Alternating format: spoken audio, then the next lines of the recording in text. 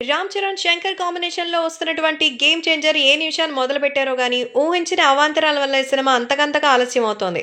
కొరటాల శివ, ఆచార్య సినిమాని ఎప్పుడు దెబ్బేశాడో, తర్వాత శంకర్ దర్శకత్వంలో సినిమా అంటే అబ్బో! ఎప్పుడో వస్తది, మంచి హిట్ అవుతది, నేషనల్ లెవెల్ అనుకున్నాం.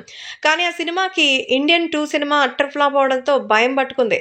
'గేమ్ చేంజర్' సినిమా క్రిస్మస్ కానుకగా విడుదల ఇస్తారని అయితే చెప్తున్నారు గానీ, డిసెంబర్ 20వ తేదీకి మార్చినట్టుగా అయితే సినిమాని మార్చుతున్నట్టుగా సమాచారం అందుతోంది.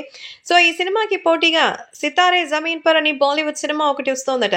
ఆమీర్ ఖాన్ హీరోగా ఈ సినిమా వస్తోంది. 2 సినిమాలు ఒకే టైంలో రిలీజ్ అయితే బాలీవుడ్ ఇండస్ట్రీలో 'గేమ్ చేంజర్'కి థియేటర్స్ దొరకడం కొంచెం కష్టం.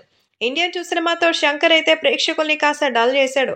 'గేమ్ చేంజర్'కి అంటే ఇప్పుడు మన చరణే దీనికి కర్త, కర్మ, క్రియగా ముందుకు తీసుకెళ్లాలి. సో, ఇది హైయెస్ట్ బడ్జెట్‌తో వస్తుండేది మరి ఈ సినిమా. దిల్ రాజు తన సొంత బ్యానర్‌లో ఈ సినిమాని భారీ బడ్జెట్ చేస్తున్నారు.